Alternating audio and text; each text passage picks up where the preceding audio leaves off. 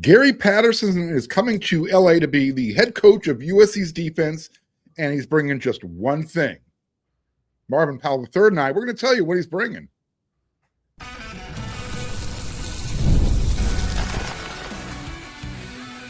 You are Locked On USC, your daily podcast on the USC Trojans, part of the Locked On Podcast Network, your team every day.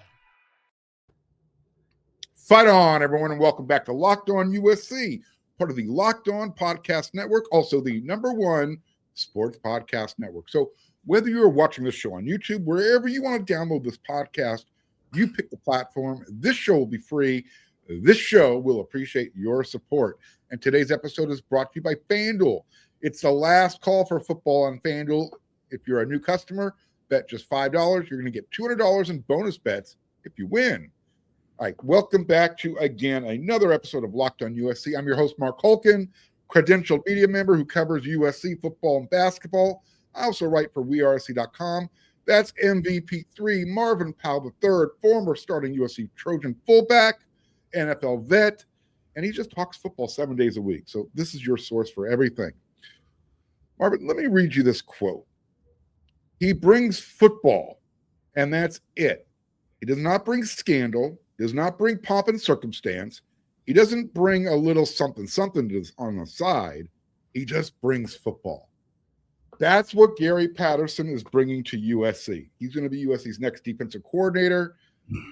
I had a chance to speak with his good friend, Drake Toll. They worked together on Amazon's Game of the Week over here at Locked On. And he told me and my everydayers something that really just he said a lot of things that caught my attention. Essentially, all USC's defensive coordinator does, eat, sleep, and think football. That's a positive. That's what I want from my coaches. His goal basically in life is figuring out how to make his players better and how to put them in the best situation to win. Get the head coach's mentality. Marvin, what happens when you combine that type of personality with someone who is also combustible, who's got a lot of passion, a lot of energy, very in your face, very hard-nosed, who's ready to pounce? What happens when you mix all that together? You get the evil genius type of thing going on. Yeah, well, I mean, nothing but good stuff, man. Listen, we need a guy who's all in. We need a guy who's not trying to figure it out on day one. We need a guy who has a resume, who has experience, who's been in the trenches. You know, we need a guy who knows how to really attack and go get the hearts of men. We need a guy who's fiery, who's going to get these guys playing at a different tempo, playing with different energy. That's what I think this really is. You know, I think on the surface, you see like this older gentleman, nice preserved guy. You listen to his interviews, well-spoken and just calm. But the reality is he's an animal. They say he's an animal, and that's exactly what we need. We don't need nice guys. We don't need, brainiacs, even though I think he is a bit of a brainiac when it comes to football. We need guys who can teach a system, who can motivate men. And at the end of the day, it's attack. When you look at the history of USC football, granted, we have 8 offensive Heisman Trophy winners. The majority of our good players, if you were to separate good from great, from good on, are defensive players. When you look at the best USC teams that we've ever had, granted, they may have had an All-American running back and a few All-American or All-Pac-10 linemen, but we had defense, man. We had defense, and this guy has a history of defense. And I think when you look at his personality, you look at his details, Mark, off camera, we were talking about a game of inches. This is a guy that understands that, So, the more I think about it, Mark, the more, I watch and I read, the more comfortable I feel. This wasn't a sexy pick. We didn't need a sexy pick. We needed a mofo. We needed a mofo who on day one was going to bring it to the table. And when you talk about all the different characteristics that you're talking about, that you bring up, that's exactly what we need. A guy who's not coming to LA to hang out on the Sunset Strip, a guy who's not coming out here unfocused because he ain't seen, beautiful women before. We need a guy who understands what the job is in year 5. And I think Lincoln Riley got the type of leadership he needs on that side of the ball and the right mindset as well. Yeah, and from what I found out also, and it's something that actually kind of confirmed what I knew a little bit, but this was Lincoln Riley's guy from the get-go. He had actually interviewed a couple other guys, but this is who he zeroed in on from the beginning. It was his choice. And listen, and a few episodes ago, I talked about how, Trojan fans, the Trojan family was looking to really see if Lincoln Riley has grown in his understanding of what we need on defense. He started with Alex Grinch. We know how that went, right? His next move was Danton. That was a great hire, and we saw real results with that. This is another step up, in my opinion. This is a much more experienced Danton. This is a much more fiery Danton. This is, and that's really what we want. And not that we heard from his lack of experience. We didn't. But again, this guy's been in the game for so many years and doing it at a high level. Danton's trying to get to where this guy was in regard to defensive name and defensive brand. So yeah, the more I look into it, Mark, the more I'm saying Lincoln finally gets it. He really understands what we need. And then when you look at the other circumstances involved, not having to bring in an entirely new staff and all the things that factored in to why other guys might not have been in play, it just makes sense for us. Look, and everything you're talking about is actually true. You kind of took some of the words out of my mouth what I wanted to say next, and that's fine. That means you and I are like this. So that's great. That's why everybody loves the show. But, everything that Gary Patterson did at TCU, he did it essentially using like leftover players that the other Texas schools didn't want. And then all he did is take those guys and develop them into NFL players. This is something I learned, fascinating. We talk about doing more with less. When he was there, he had one strength and conditioning coach on that staff. He didn't have like a staff of 3 or 4 guys. Right. That after he was let go, all of a sudden they increased that department up to four different coaches, assistants, yada, yada, yada. So they understood the significance of it.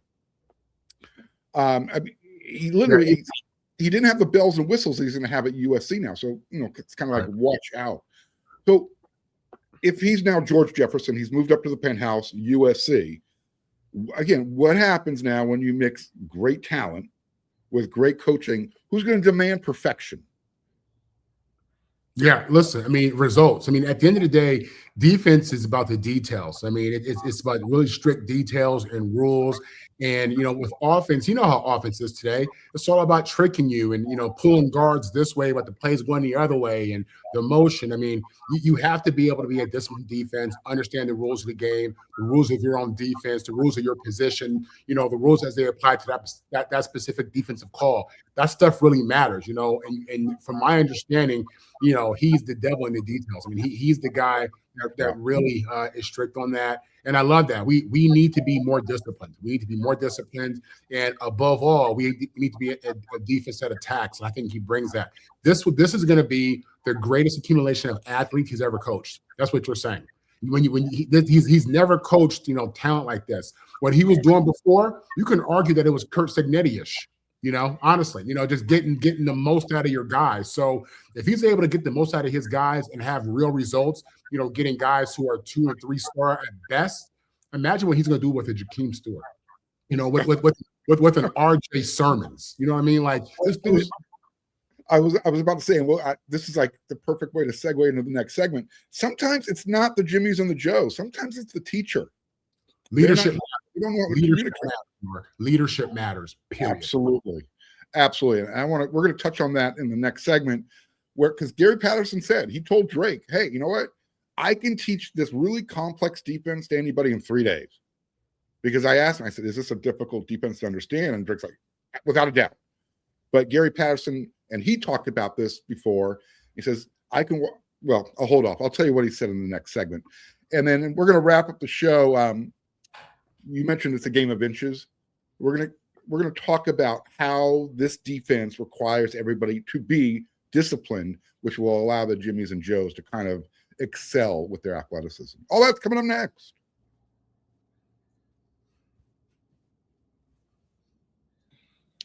This is the last call for football on FanDuel. One final Sunday, one last kickoff, the final chance to get on the action before the NFL season officially comes to a close. This is Super Bowl 60, and FanDuel is making sure you're right in the middle of it with a special offer just in time for the biggest game of the year. Whether you're backing the favorite, riding the underdog, or building one last same-game parlay, this is the game everyone's been waiting for. This is where predictions turn into plays, stats turn into storylines, every snap just feels a whole lot bigger. It's the perfect way to cap off the season and make the Super Bowl even more exciting from kickoff to the final whistle. If you're a new customer, bet just $5 and you're going to get $200 in bonus bets if you win. Make it count, because after the Super Bowl, the season is over. Last call for football on FanDuel, an official sportsbook partner of Super Bowl 60. Visit FanDuel.com to get started. This show is all about saying thank you. Thank you for making Locked On USC your first listen. And thank you again for helping make Locked On the #1 sports podcast network in the country. This is for my everydayers who like to listen to Locked On USC on their favorite podcast platform. They don't like looking at this face. I get it. Since you already live USC 24/7, 365, here's a chance for you to level on up. Go ad-free. You can join the Everydayer Club. You're going to get Locked On USC with no interruptions. You're going to get the members-only Discord access. You get more than just that, and you can get it all for just $5 a month or $50 a year. See the link in the show's description page for more information.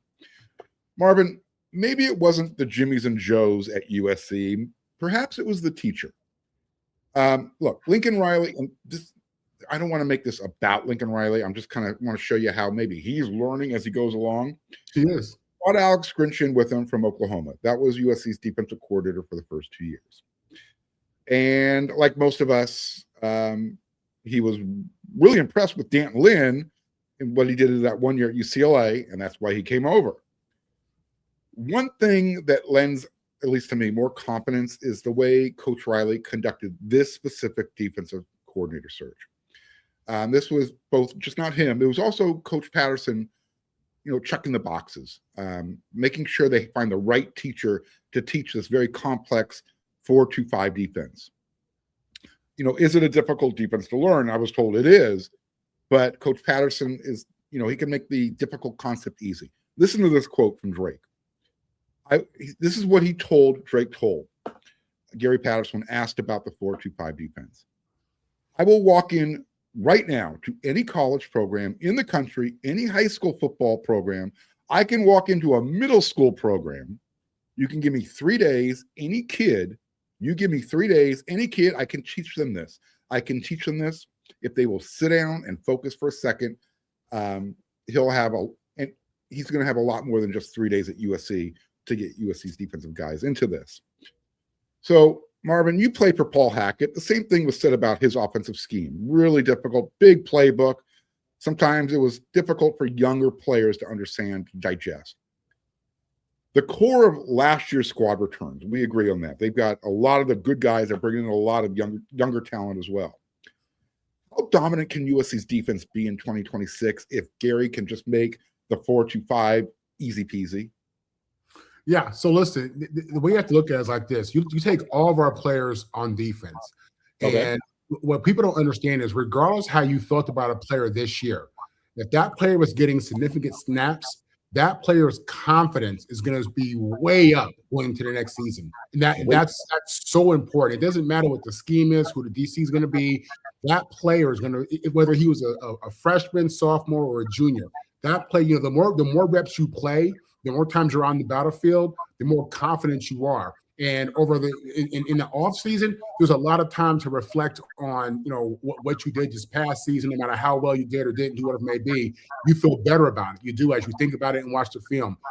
Player confidence is everything. So we're going to have a lot of returning players on defense, guys who've gotten real snaps, and that's going to matter. Along with the freshmen, the guys this number one recruiting class. Okay, so you take that new confidence, you take that game experience, which a lot of these guys have, and you factor it into a new fiery coach who's a great teacher.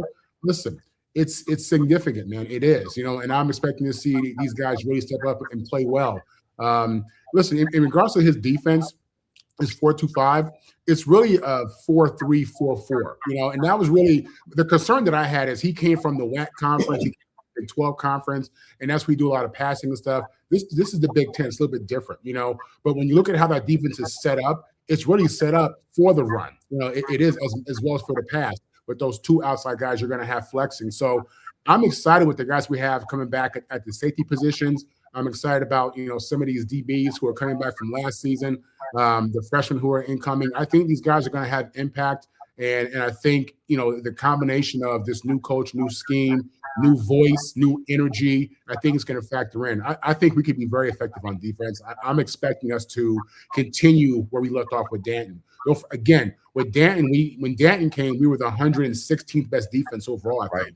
Then, when we get in with him, we were in the 40s. That's significant, y'all. You know what I mean? So with so many guys coming back and just the infusion of guys that we have, I'm really excited. I believe that we have the athletes. I think that, this scheme's going to help. And I'm looking for us to go from the 40s up into the 30s, low 20s. I mean, that's really where I'm at. I'd love to have a top 25 defense, even if we stayed in that 30 range. In conjunction with our offense, now we're talking about winning some real games. Well, let me ask you. If I answered your question. Why do you think the defense kind of flatlined or just because they made such a significant improvement from year one, but when you got into year two of the same system, it was like, well, they didn't really take that next step. So, right. I'll tell you, I'll be honest with you. Again, I felt that up front, our defensive line, we bet heavy in the portal on some guys. It didn't work out. We ended up being soft in the middle. Period. It doesn't matter who we played. I mean, even the teams we played at the beginning of the season, they have, the Georgia Southerns and such. They took advantage of us at times in the game. Okay. So, and this is the lower ranked teams that we played. So yeah, we were soft in the middle because we bet on the wrong big guys. Listen, I'm excited about some of these freshmen we had last year and how they played and the fact that they're coming back healthy in conjunction with Winfield. The freshman part of this number one class. I'm talking about, the defensive tackles for the most part. Very excited about that. And then, so the big guys in the middle didn't do great for us this year. They weren't consistent. Made plays. We had the thick six. We'll always celebrate that. But but the truth is, and then even at linebacker, I didn't think.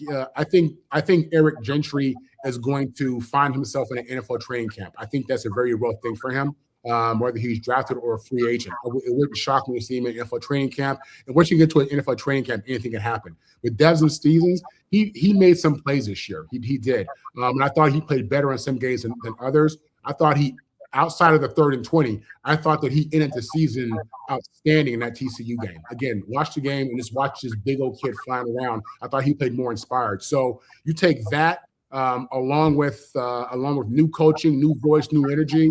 I think we have a D. And you can talk about this next question on the surface. You don't have to go into specifics. Program, coach, whatever.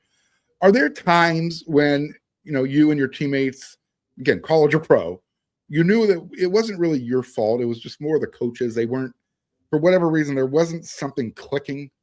Are there situations like that? Yeah, I think. Listen, coaches are like players. They have good plays and they have bad plays. And that's the truth. You know what I'm saying? Coaches make mistakes too. In regards to this in-game strategy, what they called, what they should have called, whatever it may be. So that's a very real thing. I was always taught, no, at the end of the day, it comes on to execution. It doesn't matter what play you call. Listen, Charles White had a famous saying in one of these USC football videos I saw. He said they were playing in the Rose Bowl against Ohio State. It was a 4th and 1 in the goal line. Maybe it might have been 1978. He said 100,000 people in the stadium knew who was getting the ball. Everybody knew who was getting the ball. Everybody knew where the ball was going, meaning he was getting the ball. You know what I mean? Because you run the play anyway. It doesn't matter what at the end of the day, it comes down to F me or F you. You know what I mean? That's just it, man. That's the mentality, and it doesn't matter. So, scheme matters and all that stuff. But at the end of the day, man, it's about execution. So I was never one to really blame the coach or say it was a bad call. I think the players should execute it. That's always going to be, what I say. So. All right. No, I like you. I like your honesty. That's why I asked. Yeah. All right. We got one more segment to go. We touched on it briefly. Football's about a game of inches. And one of the things I learned about, again, this defense, not only of its complexities, but it's the way that Coach Patterson likes to install it. He actually likes to start from the backside moving forward. You were talking about the defensive line. We all do when it comes to stopping the run. So is this the right type of defense for the Big Ten Conference? We're going to touch on that just in a little bit. We'll touch on that for a little bit in this next segment.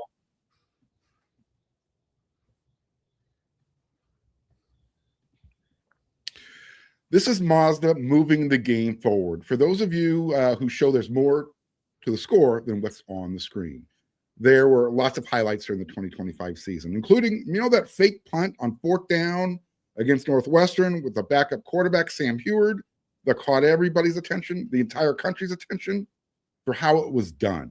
These plays remind us of what really it takes to raise the bar. It's that extra work off the court, dialing in every detail, giving it that extra fire, that grit, and I never quit. At Mazda, they put the same passion into every model. Highlights make the reel. What it took to get there makes it count. There's more to a Mazda because there's more to you.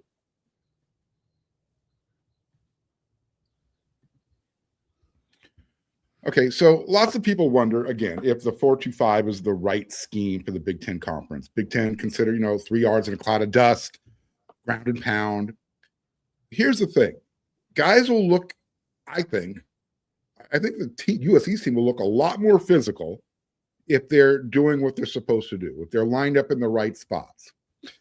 For instance, if you're 6 inches off from where Gary Patterson wants you to be, you will fail. If you're a foot off from where you're supposed to be, you will miss the tackle. You just will.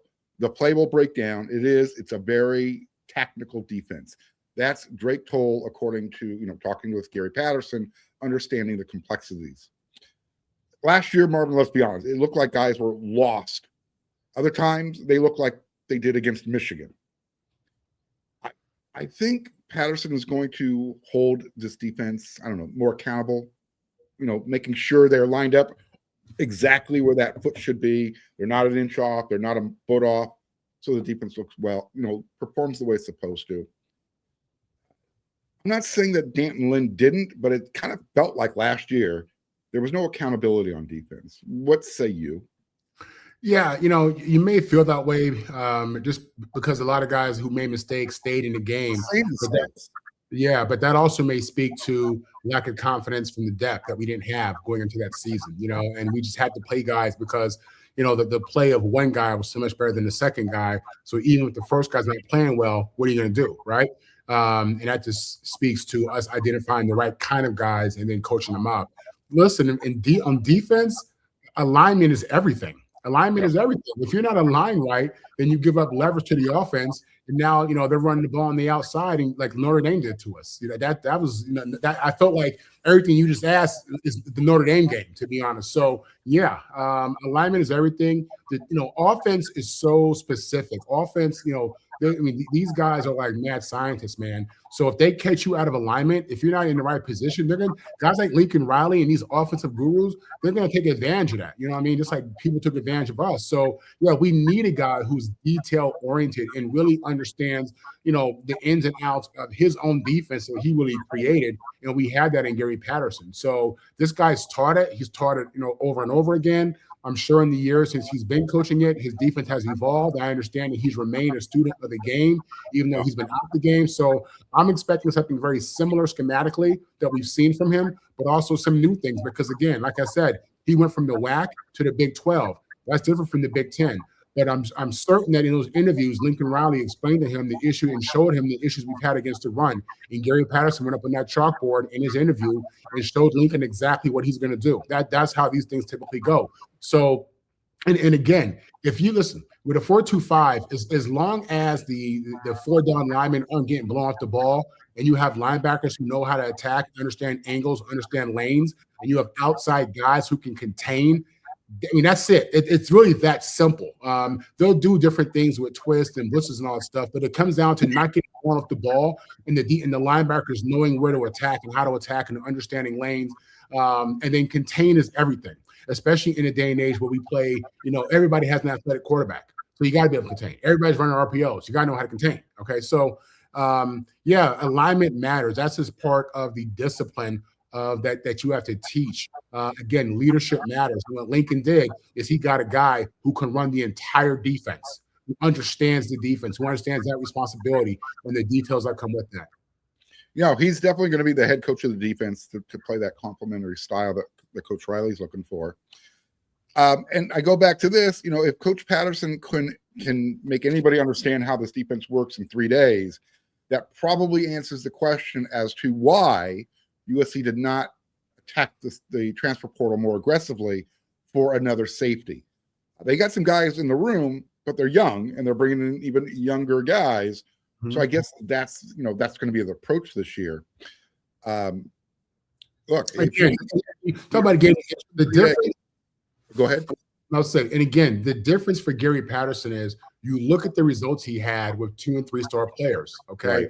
So you take that and you give him higher caliber players, smart players, guys who are returning, guys who are transferring in, guys who are considered the elite of high school football. I mean, that's the difference. That's when you go from being a top defense to being the best defense in the country. When you have the combination of that kind of leadership and that kind of talent. And again, we saw us, take major steps up with Danton already.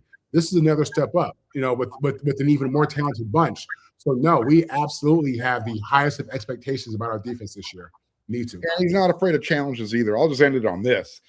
Before he took the job, after he took the job, he didn't even know what USC's 2026 schedule is. He doesn't understand this. It's a pretty daunting looking schedule ahead of him.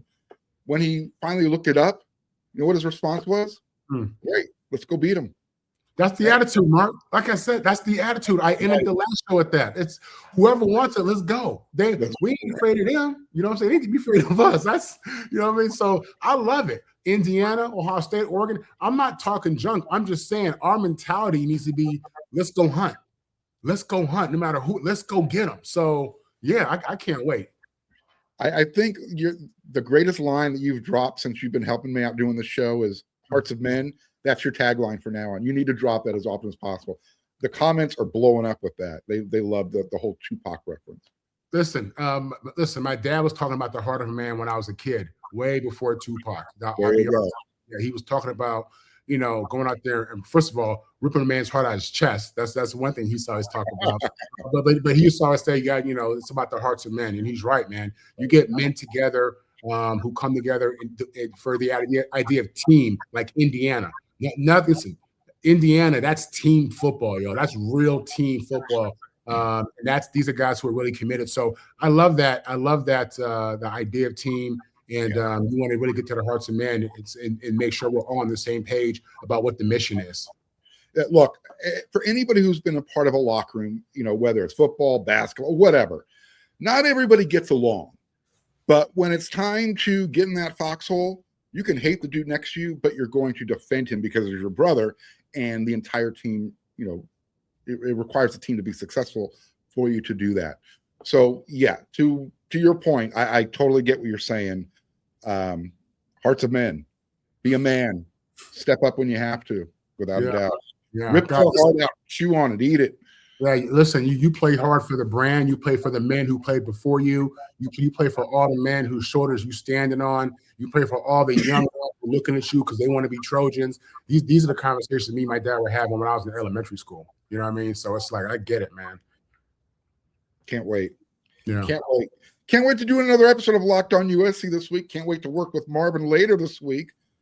Hey, I'll tell you what, after this episode of Locked On USC, make sure you check out the episode I did with Drake Toll. There was a crossover with Locked On Big 12 host.